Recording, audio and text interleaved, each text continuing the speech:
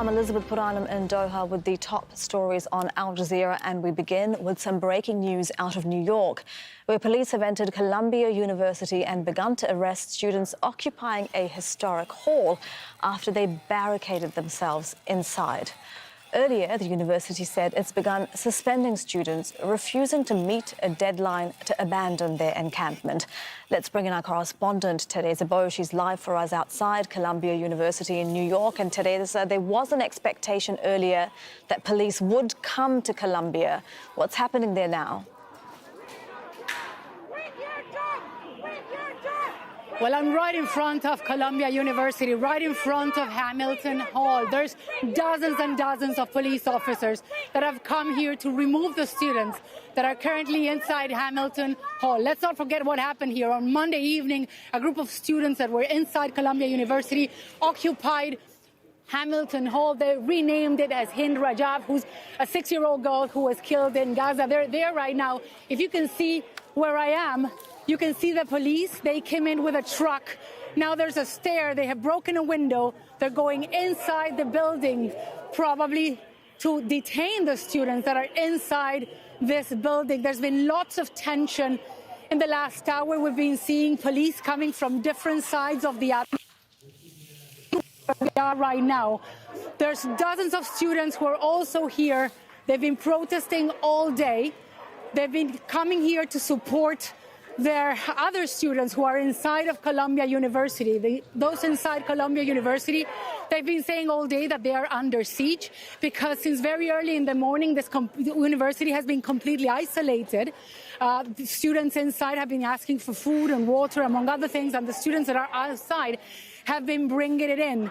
But as you can see right now, the police officers are moving into the building one by one. It's not clear yet how they're going to carry out this operation, but we have already seen at least 7 or 8 students that were outside and close to the gate inside Columbia University being detained, and it's very, very likely that something like this will happen again.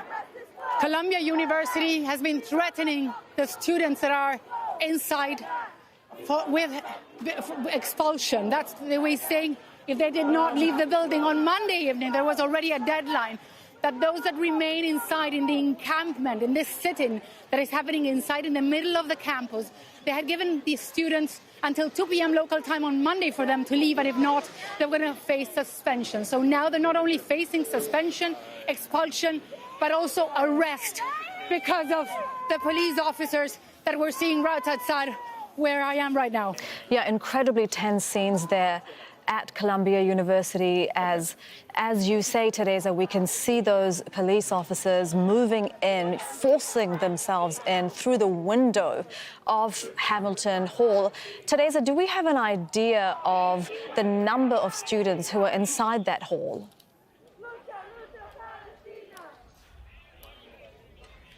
It's not clear how many have remained inside. We do know, we asked that to one of the students earlier today, and they were not sure, because what happened is that on Monday there were hundreds of students inside, but those who remained inside Columbia University, many of them left and went to their homes or to their dorms outside of the main campus. So it's not clear yet how many are inside, but there are many others who are outside showing their support for the university students. You can see them right here where we are right now. They're saying shame on Columbia University.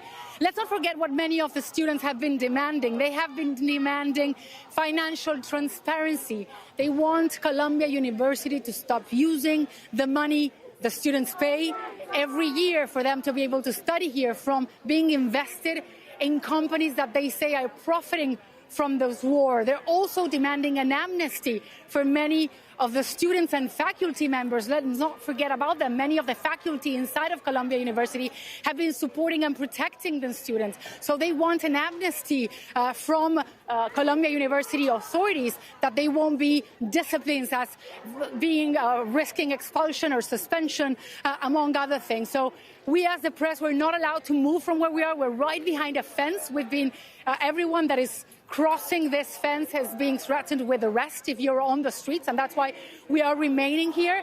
But you can see that there's hundreds of police officers, not only where I am, but completely surrounding this campus, a campus that is between Broadway Avenue in New York City and Amsterdam Avenue.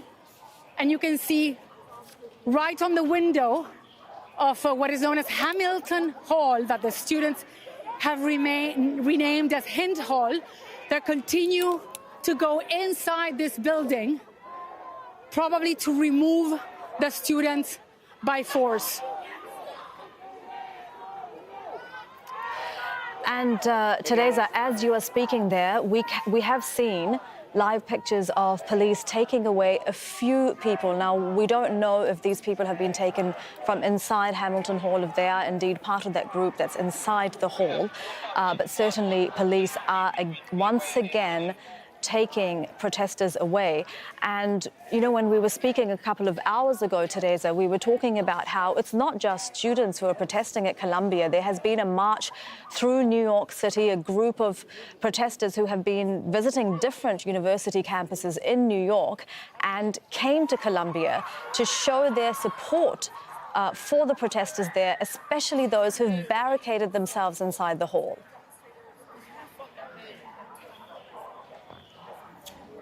Well, certainly. We've been here all day, and there were dozens of protesters peacefully demonstrating outside of Columbia University on the gate that you can see right in front of me. They've been here all day showing their support for the students that remain inside. And while they were protesting there, not even on the streets, but right very, very close to the gate, another demonstration passed in front of us, and they were going to other campuses in New York City.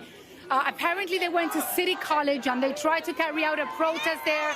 They were not allowed to do that. And let's not forget that earlier today, we heard a press conference from the New York City Police Department, where they were already warning students and warning the students' parents, for example, to try to force their children from where they are right now, because they were facing arrest. The other thing that they were saying is that the protest inside the campus had been infiltrated by outsiders, not just by students. And they said that this is something that increases the danger, or that increased the danger of this ongoing situation here. We cannot confirm that. When you talk to students, they say that they are the only ones carrying out the actions to shed light on what is happening in Gaza. They want to shed light to the killing that is happening in Gaza. They want to shed light to the displacement that is happening in Gaza. They want to shed light on the hunger that is happening in Gaza. So certainly, as I said before, there's been protests on the streets across New York City. There's been other campuses where there are other protests ongoing. For example, downtown of Manhattan, New York University, there's another group of students protesting there. Another went to a college that about 2 kilometers from where we are. But the biggest protests happen here, mostly because this is the place that the biggest encampment has been going on, where on April 17th and 18th, over 100 students were detained and taken from this university that was severely criticized of the actions taken by the president of Columbia University and because of calling law enforcement. But certainly it's not clear how this operation is going on. But certainly there's dozens and dozens of police officers right now. There's other dozens of students who remain here. And there's lots of tension where we are right now.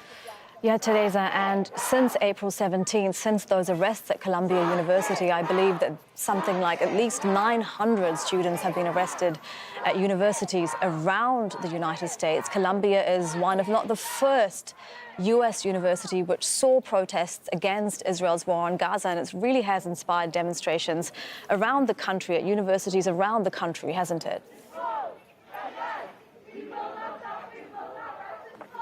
Certainly, this is the university that in a way inspired a movement throughout the country. There's a long tradition in the United States from carrying out what they call civil disobedience protests. Columbia University has been back in the 1960s. Students did exactly the same thing that happened here on Monday evening. They took over Hamilton Hall to protest the Vietnam War. They were also arrested, and that's what many believe that is going to happen tonight as the police is moving into the building. But what is happening here in Columbia is what inspired what is happening all around the country. We've seen protests in California, in Texas, and so in many, many other places across the country. And the students here say that even though if they are arrested or if the people inside are arrested, they will continue with this movement. As I said before, they want to make sure that their voices are heard, but at the same time they're saying that they're not the story, that the story is in Gaza right now. The story is with the Palestinian people in Gaza, but also in the West Bank. They have been demanding an end to occupation. They have been demanding an end to genocide. So certainly, as people here are saying, they will remain here. It's not clear yet how long they'll be allowed to remain here. We've already seen at least 7 or 8 students that have been detained. They were not inside the building. They were just peaceful protesters on the streets outside of the gates. They were taken by the police just a few minutes ago. Yeah, Teresa, we saw the pictures